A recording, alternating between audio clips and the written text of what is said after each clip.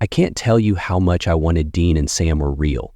In my imagination, they would arrive at our door, already sensing that something was up, and hurl rock salt directly at whatever was residing inside.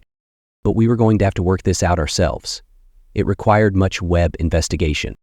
The Snow College website's student housing section is the only result of searching for the Nauvoo house online. Pictures of our kitchen are included, but no details about the house or previous occupants are provided. I therefore expanded my search. As it happens, Fort Ephraim was the foundation for the Snow College. Dutch Mormon pioneers inhabited the entire region. The original town square was right on top of the school's practice field. Our house was constructed on the foundation of a former house in the fort 110 years ago, according to the ancient town drawings I retrieved. Back then, I doubt it was known as the Nauvoo house. As it happens, there wasn't precisely harmony between the Mormons and the Indians. During the Black Hawk War, Fort Ephraim was Sanpete's most significant fort. That was the extent of my investigation because, regrettably, Wikipedia does not contain a section labeled Violent Deaths in Sanpete County during the Black Hawk War. I had planned to go to the courthouse in Ephraim and attempt to follow up on documents for past owners, but I never got that far. I was exploring the paranormal in addition to the area. I searched the internet for trustworthy sources of knowledge that could help me understand what was happening in our home. Distinguishing reality from fantasy proved to be almost impossible. I emailed each of the paranormal investigative websites I located for Utah. Despite my doubts about their sincerity, I decided it was worth a try.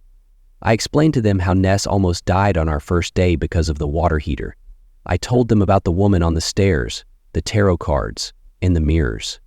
I informed them about the handprints beneath the windows and doors and Ness's glitching. I told them everything. I pleaded with them to assist me. I was at a loss for what to do. It took roughly a week to receive a response, according to each website. We couldn't just sit there, though. Caden's mother, Shelby, believed us right away when we informed her. We had to wait more than a week for the sage for the house that they ordered online. Things just grew worse up to that point. Every time I walked past the mirror in the living room, which was adjacent to the front door, I noticed a second reflection, as if I had gone past it twice. We noticed odd reflections in the mirrors during the day and in the windows at night. Together, we began to stay up. Although it was against the house regulations, Caden started to stay with us overnight. Until morning, we would simply chat while sitting in the living room. I recall getting up one evening to get a drink of water from the kitchen. Ness got up behind me and started to follow me. Her footsteps sounded on the hardwood floor. Present was no one. Present when I turned to speak to her again. She and Caden were still in the living room. She hadn't even followed me. However, I could definitely hear her. Caden was unable to stay with us one night. Ness accompanied me when I had to use the restroom at around 4 in the morning. After only a minute in the restroom, I heard her shout my name from the kitchen. I asked her what had happened as soon as I ran outside. She clarified that she heard someone laugh as soon as she was by herself. Above the refrigerator in the corner of the ceiling came the sound. The laugh evolved into a giggle, which was followed by a nasty laugh. She heard the sound coming from the other side of the ceiling, as if something were slithering toward her from the ceiling. As soon as I opened the bathroom door, it vanished. We were seated in the kitchen the following day. I was humming a melody while our housemates were all in class. We had given up on attending school by this time. It was from American Horror Stories. I know it was a bad song choice, but I couldn't get it out of my thoughts. I stopped abruptly after whistling a few bars. However, the music continued. I looked at Ness, and she looked at me. The song's final 5 or 6 notes simply continued. It was completed by someone else. The house was empty of other people. A few days later, I had the night that broke me. I can't recall why, but Ness was with Caden, and I was the only one in the house. I was exhausted. That night, I made the decision to try to sleep. This absurd timetable we were following was too much for me to follow. So for the first time in weeks, I went upstairs, curled up under my covers, and fell asleep right away. I will always remember why I woke up, even though I have no idea what time it was. From the corner of the room near Hannah's door, I heard a cracking noise, similar to breaking bones. I opened my eyes wide and gazed into the night. I listened while holding my breath. There was silence in the house. For what seemed like an hour, I sat there feeling anxious and afraid. However, it appeared that nothing further would occur. I finally closed my eyes once more. I heard it a few seconds later. A terrible breaking noise. This time, though, it was coming from only a few feet away, in the middle of the room. I am aware that I should be able to convey exactly how this made me feel as a writer, yet I am unable to do so. A glaring understatement would be to say that I was appalled. There was something with me in the room. It was there, but I couldn't see it. It was as familiar to me as my own name. When you're scared, your imagination is a horrible thing. Wondering which of these was only 4 feet away, my mind summoned every hideous creature I could create. Despite my fear, I was still worn out. I waited forever, and then I felt my eyelids close again. Then, just inches from my face, came the dreadful sound. I jumped for the lamp and sat up like I had been electrified. The room was filled with warm light. I was by myself. Never in my life have I felt so isolated. The two of us were polarized by the mansion. Ness became irritated and agitated. She started yelling at me over the silliest stuff. She wanted a fight and was often upset. She had always been irritable, but never to that extent. For my part, I started to feel down. I had no hope at all. I was confined to a house that would kill me. By then, I was certain that I would perish there. I had no reservations. The situation was becoming worse every day. I would simply die of tiredness, if nothing else. In the living room, I lay on the couch for 3 days. I only got up to use the restroom and skipped meals. I waited while I lay there. At last, Ness approached me and insisted that I stand up. However, I was unable to. I broke down in tears and couldn't stop. He said, she made the decision that enough was enough at that point. We both grew up Mormon, but shortly after attending college, we broke with the faith. Out of principle, we hadn't intended to have the house blessed, but I suppose she was inspired to take action after witnessing my emotional breakdown. She dialed Tanner, our pal. We needed his assistance, even though we hadn't seen him in weeks since we quit attending school. We wanted him to bless the house since he was the highest-ranking priest in the Mormon religion. He decided to come over immediately after she briefly explained what had been happening over the phone. After 5 minutes, someone knocked on our door, and we opened it for him. And he said a prayer as we gathered in the living room. Whatever had taken up residence in our house was ordered to vacate. He put the house under God's protection and called upon His strength to keep us safe. I started to hear something as he was speaking those words. Something sounded from the basement. A deep, drawn-out groan. The moan began in the middle of the prayer, and by the time he finished blessing the house, it had escalated into a scream. It grew stronger and louder as it filled my head like physical pressure. I dropped to my knees and put both hands over my ears. It was a malevolent, irate sound. Inside my skull, it felt like nails on a chalkboard. Tanner and Ness rushed to me and inquired about my condition. I couldn't hear anything else, but they couldn't hear it either. The yell was an objection to the prayer. After the home eventually fell silent, it continued for a full minute. I gently got to my feet and looked about. Ness and I both looked suspicious. The home was silent. Too silent. Tanner left after we thanked him. That night, we walked around the house on tiptoe. The air was heavy and oppressive. Our sense of security was lacking. We had the impression that we were being observed. Things began to happen during the day at that point. Before, when the sun was up, we had experienced the strange phenomenon, but not in this way. With a vengeance, the shadow beings in the mirrors came back. On a rope that hung from the ceiling, the woman we saw in our bedroom was slowly spinning. In the living room behind me, I noticed a man with a thick coat and large shoulders. There was a sort of electric hot spot on the corner next to Hannah's door. Ness turned back to that corner and went upstairs to get a pack of gum.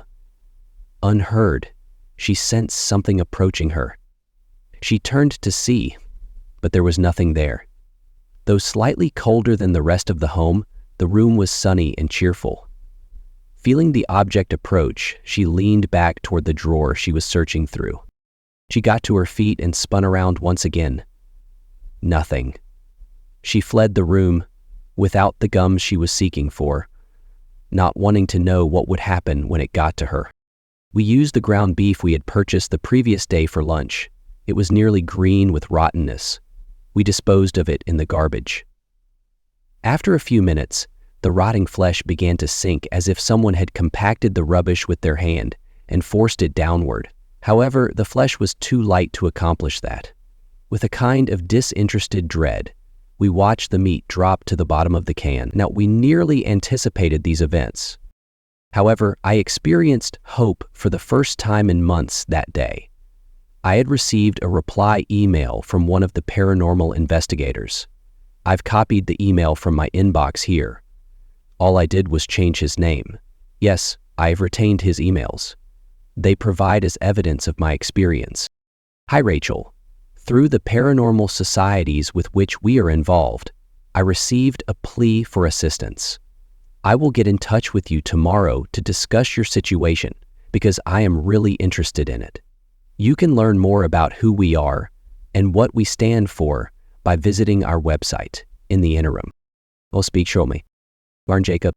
In addition to his phone number and the website where I found him, he included the name of his organization at the bottom, but I don't feel safe disclosing that information publicly.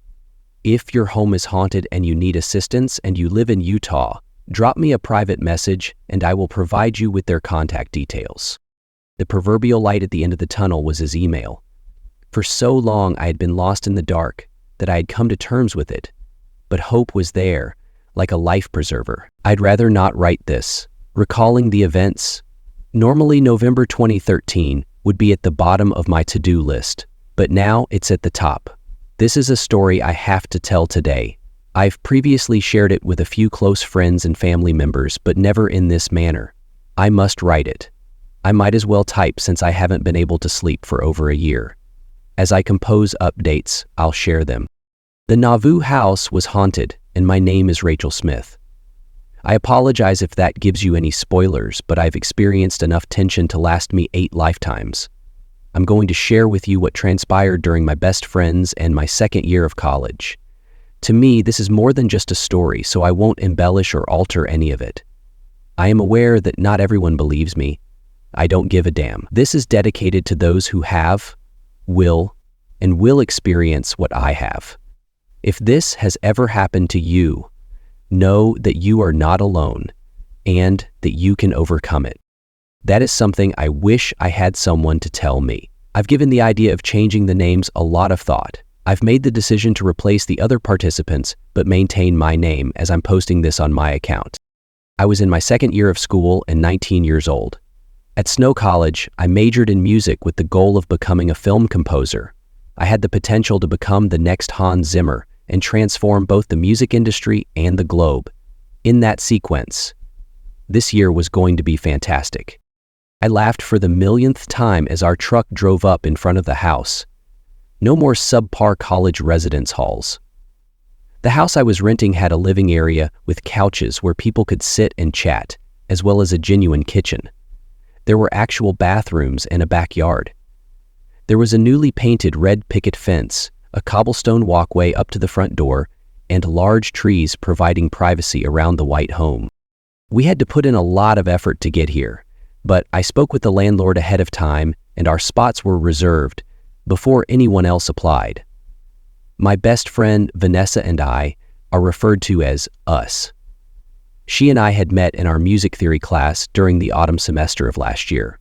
I went to her apartment that night for a crepe party, and we became inseparable after we became friends through making fun of the teacher and walking together to retrieve my mail. However, life is complex and messy. We had a falling out after a year of almost flawless friendship. Even though we hadn't split up on the nicest of terms, we had already agreed to live together for the upcoming year. We were going to share a room, whether we liked it or not. I unlocked the vehicle and leapt onto the uneven Ephraim Road. I had overlooked this path.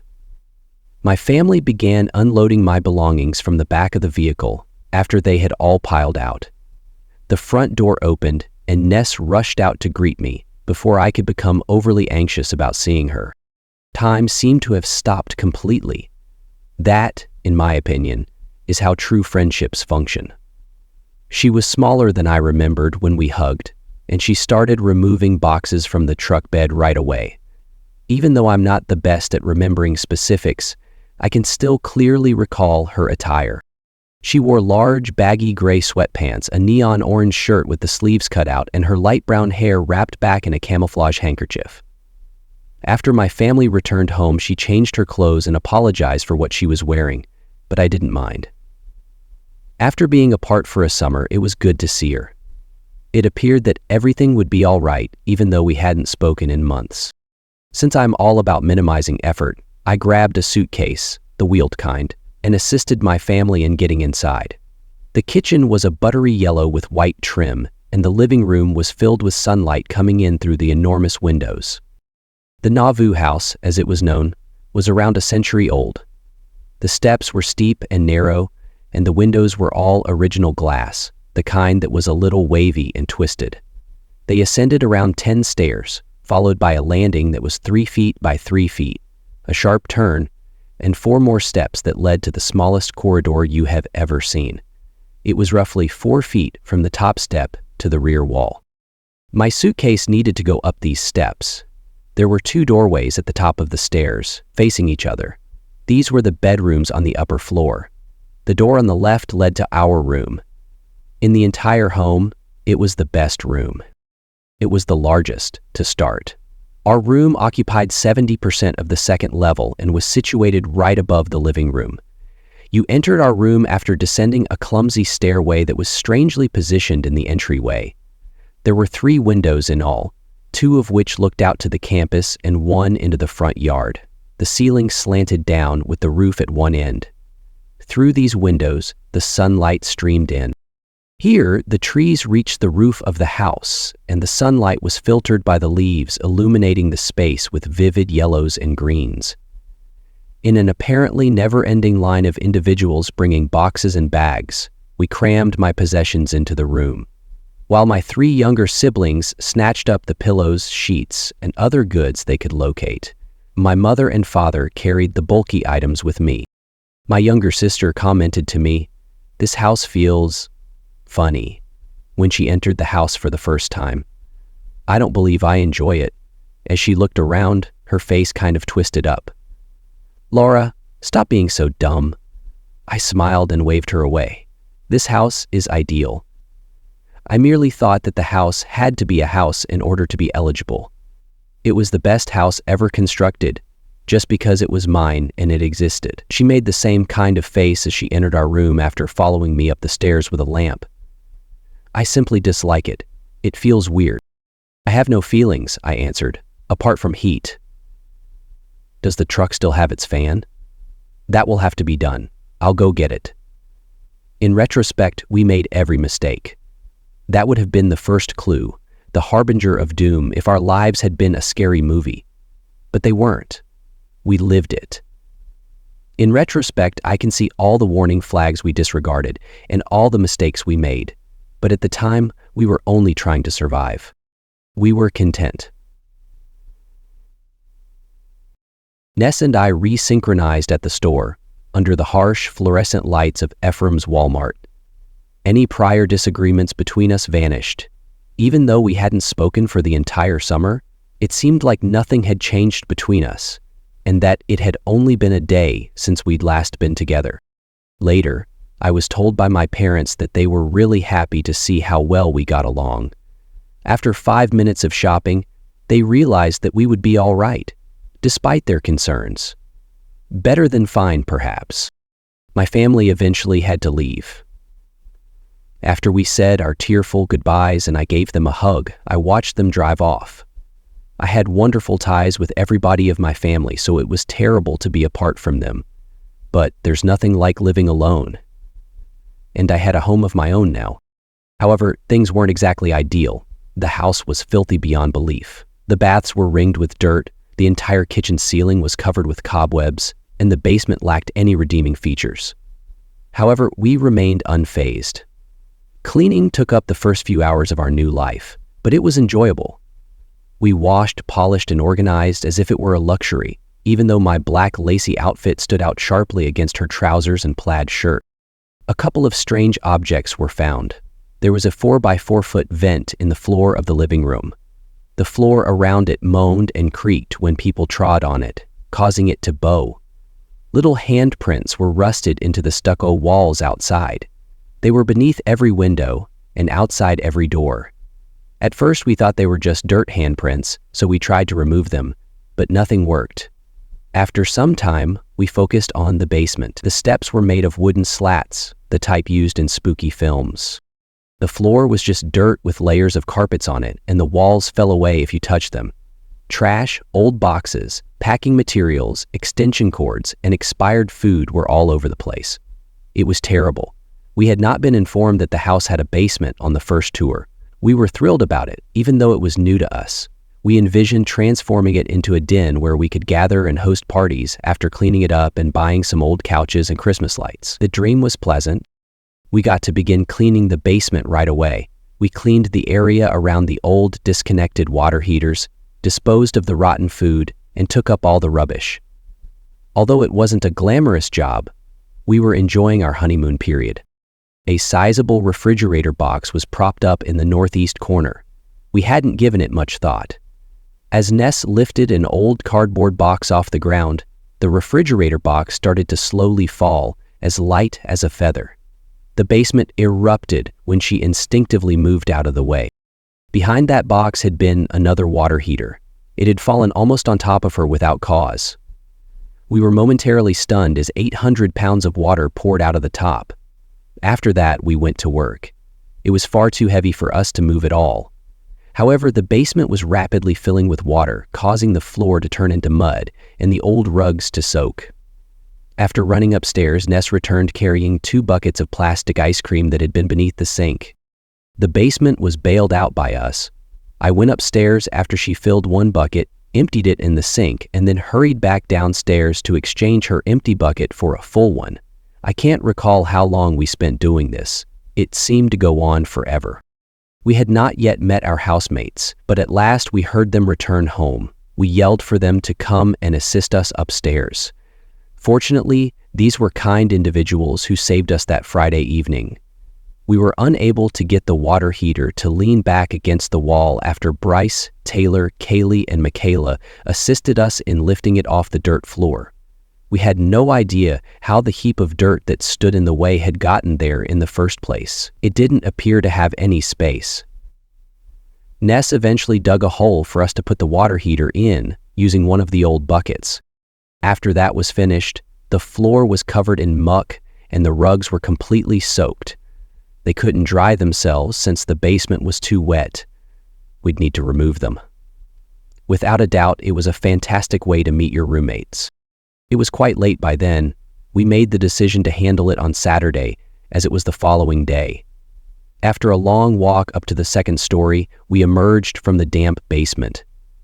I thought I saw something reflected in the far window as we passed by the kitchen. I was the last person in line to go upstairs, yet it appeared that someone was standing behind me. There was nobody there when I turned around. I went to bed after assuming that the weird reflections were caused by the distorted glass.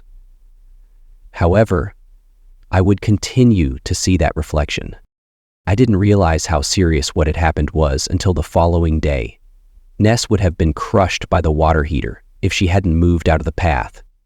Together, we were unable to even roll it. There was nothing I could have done to assist her. I would have witnessed the death of my closest buddy. We started working the following morning. The knives that Ness and I usually have on hand, mine tied around my bra, hers in her pocket, came in quite handy that day. The basement's rugs must have been there for many years. We found 3 more underneath as soon as we pulled up the first one. To get them upstairs and out to the backyard, we had to cut them into pieces because they were so big. There were about 20 rugs in the end. The oldest one had broken down into ancient woven fabric strips. At first, we were unaware that it was a rug, The old water from the burst tank had warped and slimed them. When we were done, hours later, all we wanted to do was change out of our filthy clothing and take a shower.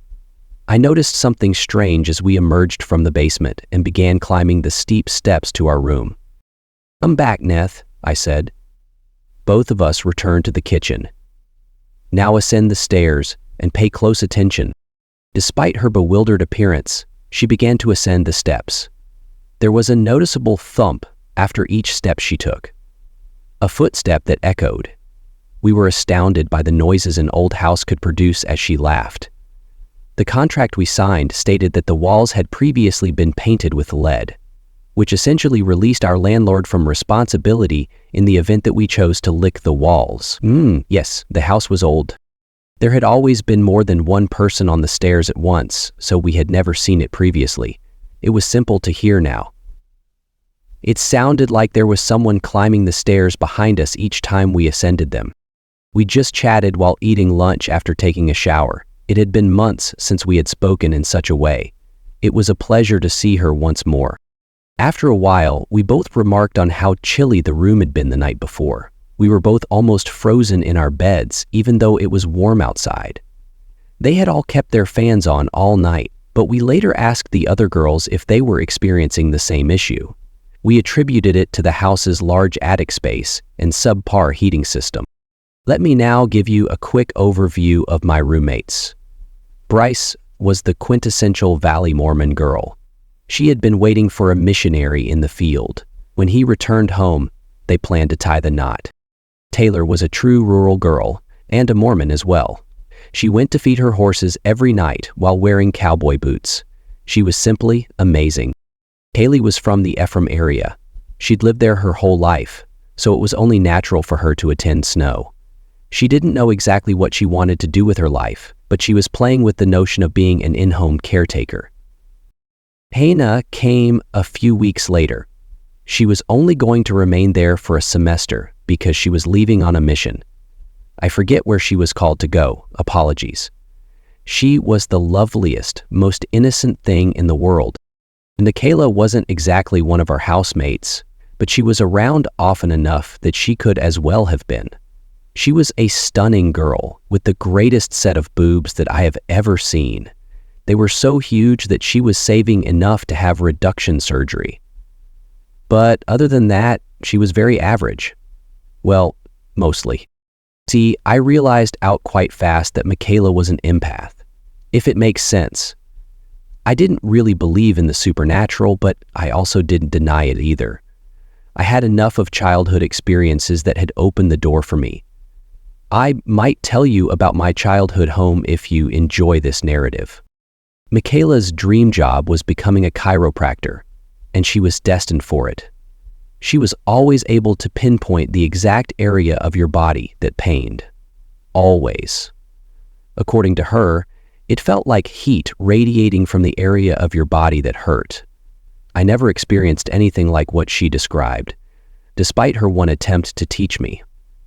However, you didn't have to let her know that you were sore or that you slept on your neck. It was obvious to her. She would quickly locate the appropriate muscle or crack the appropriate joint, and you would recover. One evening, I almost made a joke when I labeled her an empath, but after we both looked up the term, we discovered that it really fit her wonderfully. I would never refuse a Michaela massage, even though I didn't truly believe it. I should also add that I'm a palm reader. It's all nonsense, but I have a knack for reading people's emotions. Everybody and their mother begs me to read their palm, and I've read a lot of books about it. I'll also include some real forecasts based on my best guesses. It works well for gatherings. In the same spirit, I decided that purchasing a deck of tarot cards would be entertaining. It was enjoyable, but it was just another method of giving them cold readings. My pack arrived in the mail a few days later, and I started reading for people right away. I had to read the meanings of each card from the small micro guide that came with the deck after I had arranged the cards in the cross pattern, because I was still unsure of their respective meanings. The deck tended to be excessively correct, just a bit more than you could ignore. At first, I read directly from the handbook rather than doing cold readings. However, the deck was nearly always correct. Confirmation bias, I dismissed it. in the same manner that individuals believe their horoscopes to be accurate. Later, however, the cards would show me to be mistaken. Ness began spending evenings with her boyfriend Caden at this point. They appeared to be genuinely happy together, so I was delighted for them, even though he was a country kid from Gunnison and, to be honest, the last person I would have imagined her with. However, that meant I was spending nights alone myself in our room. To be honest, I've always been an introvert. I've never had a need for others or struggled with loneliness, but for some reason, I always had the most horrible dreams when she stayed somewhere else. It was unusual for me to wake up and never recall what they had been about. But the sense of complete horror was difficult to get rid of. However, I wasn't going to ask her to spend the night with me and ruin her happiness. I was an adult. I could manage it. Hannah then took up residence. You had to pass through our room to reach hers, because hers was connected to ours. In order to create a hallway between the two doors and make the rooms a bit more private, there was a large medical curtain that could be pulled shut. However, at night, the curtain was extremely eerie, so we always left it open. Hannah made an effort to be as respectful as she could in the mornings, despite the strange arrangement. It was never a major issue, with the exception of the times she left without remembering to close her door. Her room was always darker than the rest of the house for some reason.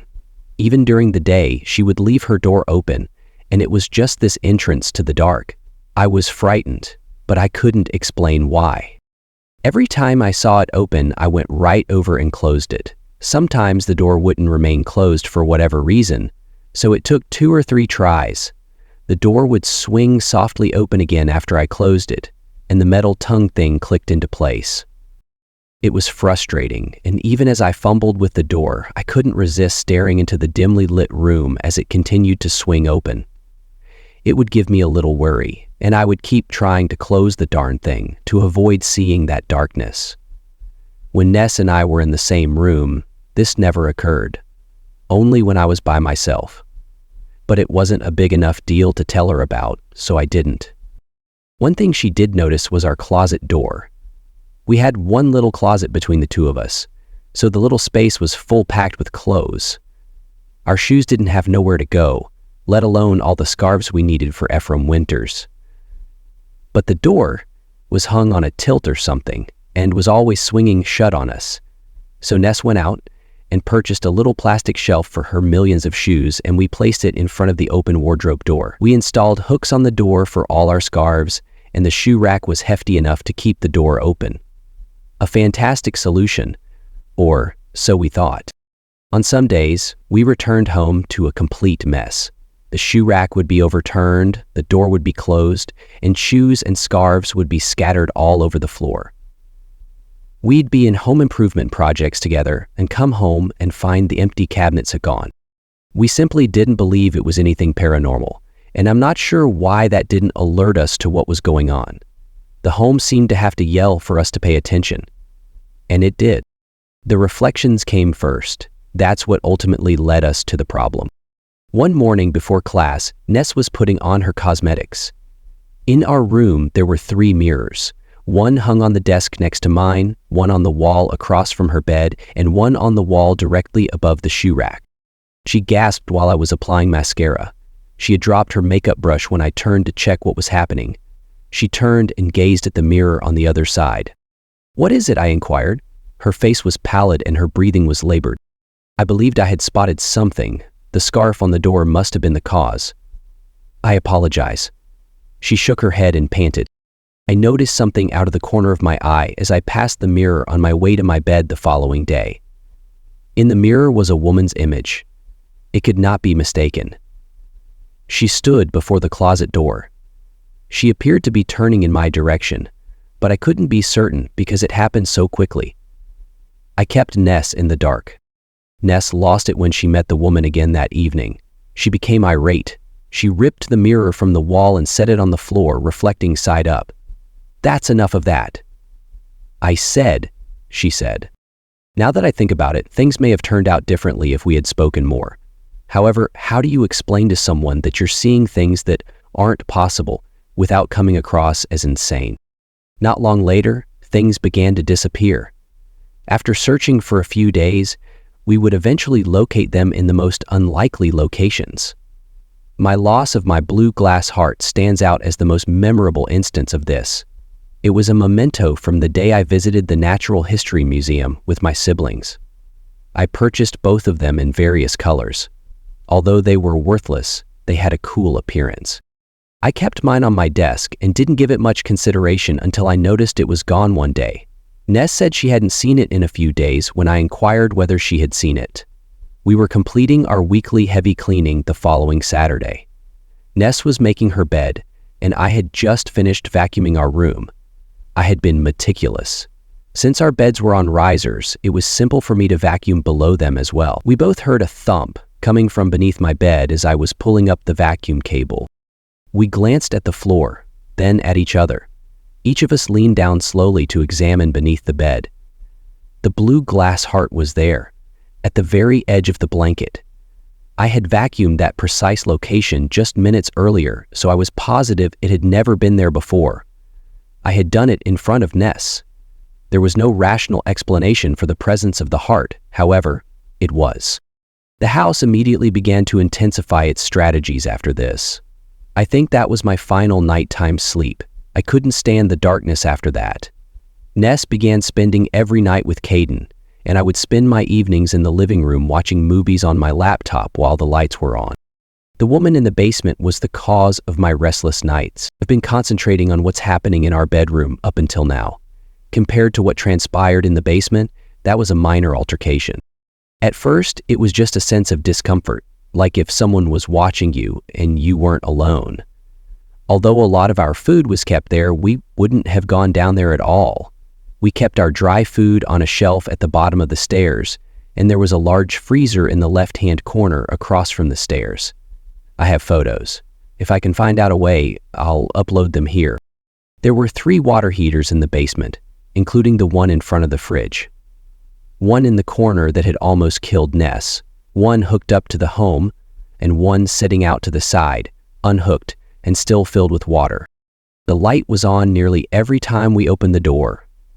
Everyone in the house disputed leaving the light on when we explained that we had to turn it off due to the electricity bill. We simply asked them to pay closer attention to it. Every time we went to retrieve food from the freezer, we began to have cramps. It seemed as though there was less and less room between the freezer and the water heater. Until we looked at the ground one day, we believed it was all in our head. The water heater had been pulled toward the freezer, as seen by the rusty streak. One time, we attempted to move it ourselves to see if one of our housemates was pulling a practical joke. Together, the 2 of us were unable to move it. You can see the rust stripe where it moved if I managed to upload the photo. We occasionally swore it moved between journeys. The heater would have shifted when we went to the basement to retrieve dinner. We would cook the chicken and then carry it back down to freeze. But the noise was worse than the heater. Something was scuttling. It's a very accurate word, therefore I hate to put it that way. I still get chills from it. It seemed as though something was hiding under the stairs or in the basement's nooks while you weren't looking. It seemed as though someone was breathing on your neck as you ascended the basement stairs. If at all possible, we avoided going down to the basement by ourselves. It's not as though we requested a companion. I would follow Ness down the stairs if I saw her doing so, and she would follow me back. It was merely a precaution. That was my self-talk. I still couldn't bring myself to acknowledge what was happening. In a single evening, that changed. Ness was preparing supper. Hannah wanted me to read her cards to her as we were chatting at the kitchen table. She had witnessed me giving the other females tarot readings. I expected she would say no, so I had never offered to read her cards. However, she exuded excitement. I then picked up my deck and began shuffling. I saw Ness approach the basement entrance. "Want me to attend?" I inquired. "No, I understand. I was never as brave as she was." The light in the basement was very old.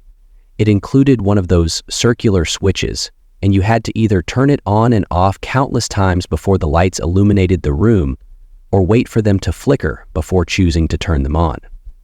In any case, the dazzling strobe light effect you were using was the antithesis of a fun moment. Ness, as usual, opened the basement door into the dark, and started to flick the light switch. I heard Ness gasp, but I wasn't really listening because I was busy getting the deck ready for Hannah. She slammed the door shut and repositioned herself against the distant wall as I glanced up in time. She had large eyes. We both glanced at Hannah as she met my gaze, and I wanted to ask her what she had seen. To the best of our knowledge, Hannah had not observed anything odd about the house.